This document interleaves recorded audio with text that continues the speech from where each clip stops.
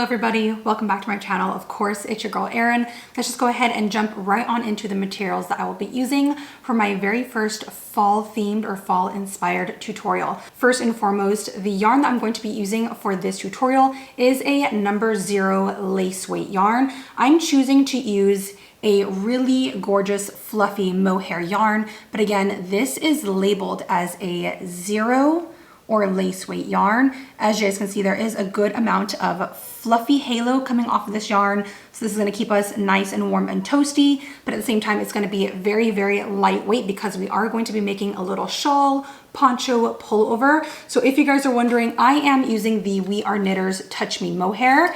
And again, this is just the yarn that I'm choosing to use for this tutorial. Next up, corresponding with this yarn, I will also be using a 5.0 millimeter crochet hook. I'm just choosing to use my cute little floral resin hook, but again, feel free to grab your aluminum hooks, or if you guys would also like to use a resin hook of mine, I do have a bunch of these sets available over on my website. And then as for the other little materials that I will be using for this tutorial, I am going to be making a made to measure piece, as always, like I do here with my channel. So if you guys would like to make this in a larger size, a longer poncho, wider poncho, just make sure that you're grabbing a little tape measure like this one, take your own measurements and make this poncho to your own size. Of course, other than that, I will be using a darning needle at the very end just to help me weave in all of my ends. And of course, you'll need some scissors, but that's about it. Let's just go ahead and jump into the actual tutorial. So the very first measurement that I want to take on my body starts at the very top of your shoulder, and you want to measure down as far or as long as you would like this poncho to go. So for my body size, I would like this poncho to hit me just at about my belly button area. So again, I'm just gonna measure from the very top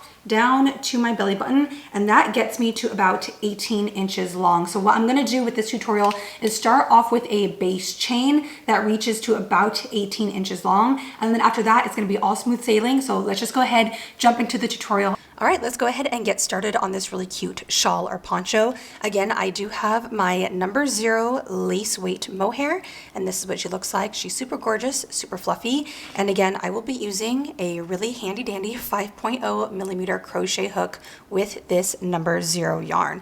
So let's go ahead, pull out some yarn and get started here on my base chain. Like I explained earlier, I do want to create a chain that reaches to my body length of about 18 inches long. So like always, create your little slip knot, insert your hook, and pull your yarn through. So I'm just gonna go ahead and get started on creating my 18-inch long chain. I'm just going to yarn over and pull the yarn through.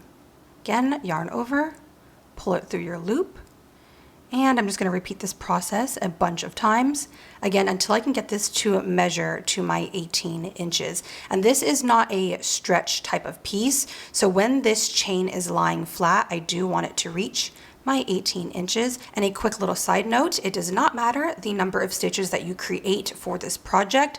It could be either odd numbered or even numbered. I'm just going to be creating my cute little chain, and so far this is what that super fluffy mohair looks like. So I've just finished up my chain here that reaches to 18 inches long, and in case you guys are wondering, I created a chain of 60 stitches. So this is going to be my base chain. Let's go ahead and start working on row 1 for this pattern. Now this is going to be a very simple 1 row repeat type of pattern. So to go ahead and start working on row 1 after my chain of 60, I'm just going to go ahead and chain 1 more because I will be working with half double crochets for this entire pattern.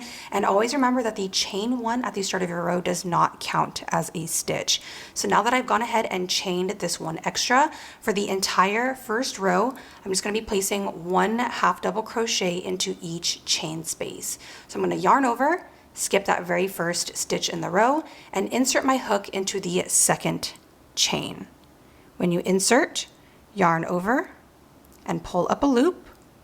And now that I have 3 on my hook, yarn over and pull through all 3.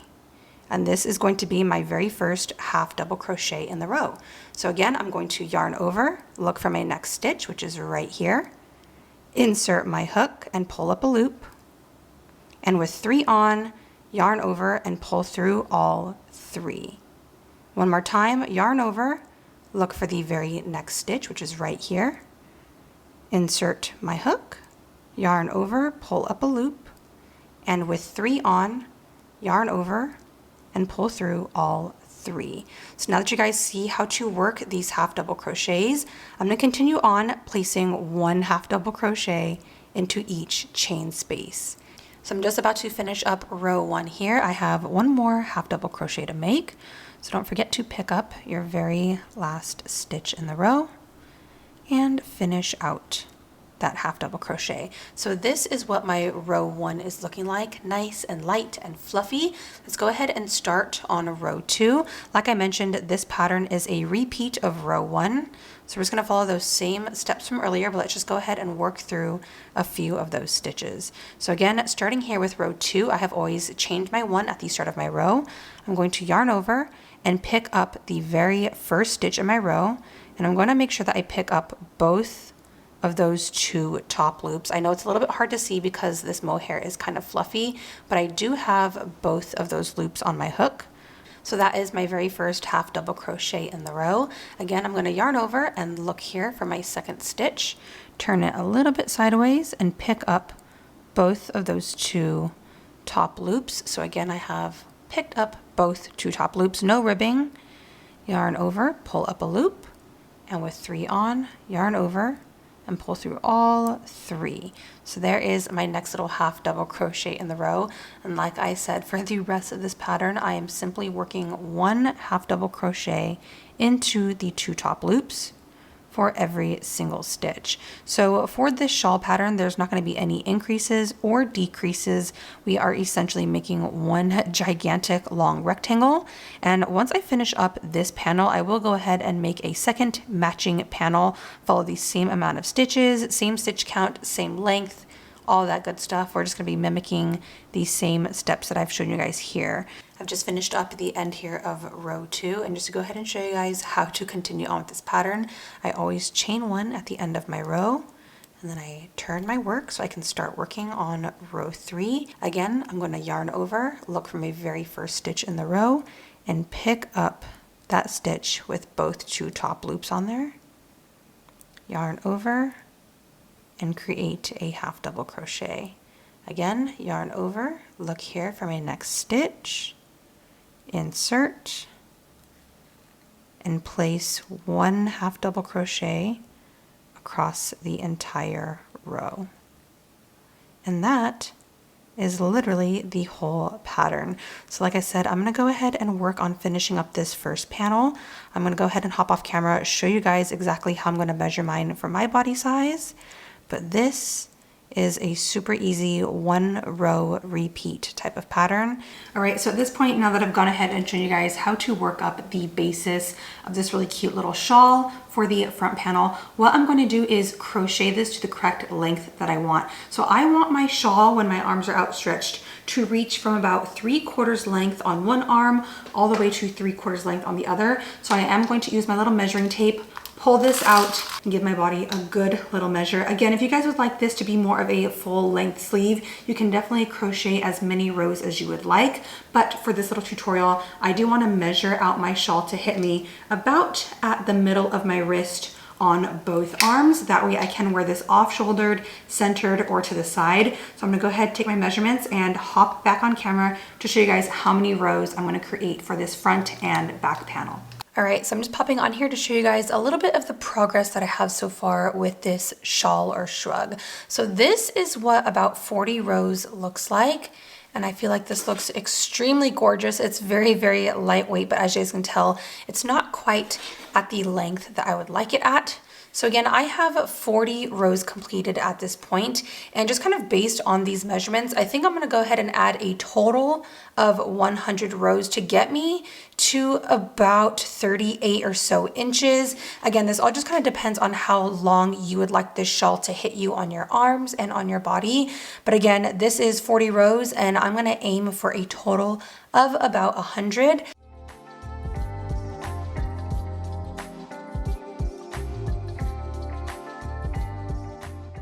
All right, so I'm back, and as you guys can see, I have finished working up my very first panel. Now, as I mentioned earlier, I crocheted this to a total of 100 rows. So it's a super gigantic long rectangle, but it has a really nice drape and flow to it, which is exactly what I want. So once you finish working up your very first panel, go ahead and make a second matching panel. Again, follow the same amount of chains at the very beginning, have the same amount of stitches, and work the same amount of rows. And as I mentioned, I did work a total of 100 rows. So here is my first panel, and I have taken a few extra days to crochet my second matching panel. So here she is in all of her glory. And now at this point, I do want to go ahead and start attaching these two panels together.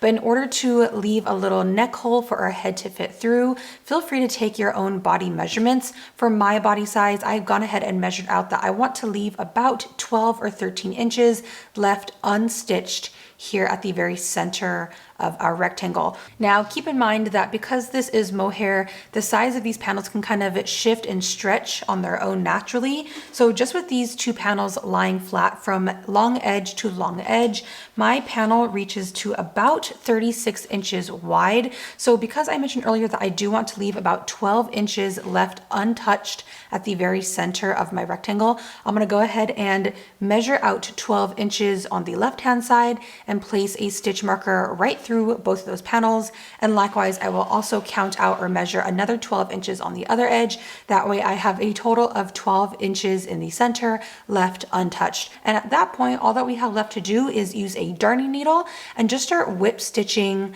the two panels together along one edge and stop at your stitch marker. And likewise on the other side, go ahead and start whip stitching with your darning needle all the way to your other stitch marker, which again will leave that center neck hole untouched. Now that I have my two little stitch markers in place to help mark where my neckline is going to be, again, just here for a quick little reference, I have about almost 12 inches left untouched here at the center, which is going to be perfect and fine for me because like I mentioned earlier, this does kind of stretch out a little bit. So if it kind of stretches just a little bit, I can probably get a little bit closer to 13 inches when this is resting across my body. So now, as I just mentioned at this point, I'm just gonna head to one corner of the long edge of our rectangle. I'm gonna go ahead and attach my yarn here at the very corner and just begin whip stitching with my darning needle through both of these panels until I reach my stitch marker.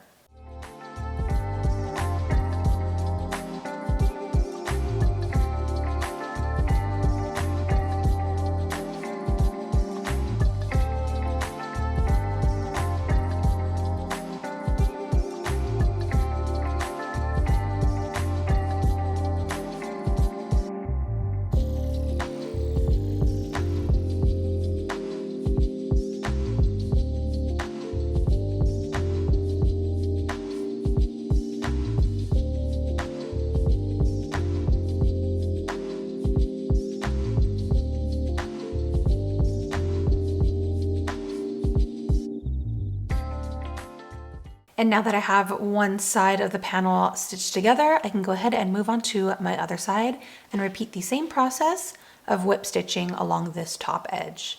So now at this point that I have finished stitching up the very top shoulder sections, you guys can see that I have left about 12 inches open here for my little neck hole. What I want to do, which is completely optional, is I do want to add a couple inches of stitches just right in the very center of the poncho. This is completely optional. If you guys would like to, you can totally just leave it like this and chuck it on and off of your body really easily. But what I'm going to do is just turn my panel so that I have my short edges laying right here. And what I want to do from this very bottom open edge is measure out about 11 or 12 inches, again, from the very bottom edge. So I've got my measuring tape. This is about 12 inches from the very bottom to about right here. And what I'm going to do from my zero spot is place a couple stitch markers from my 0 to about 3 inches long. So I will be leaving this much left open from my armhole, and I do want to leave the corners nice and flowy right here, so I don't want to attach this part either. So again, just to recap, I am counting out about 12 inches from the very bottom edge of my panel, and I will leave a stitch marker at my 0 to about 3 or 4 inches long. And I'm just going to whip stitch literally just these 3 or 4 inches right here so that this is sewn shut. And once I finish this edge of the panel, of course, I will go to my other arm section and measure out the appropriate length. And again, I'm only going to be whip stitching about 3 or 4 inches right in the very center of my panel. So I'm just attaching my new yarn right here at one of my stitch markers, tying on a knot. And again, I'll just be using my darning needle to whip stitch these 3 inches closed.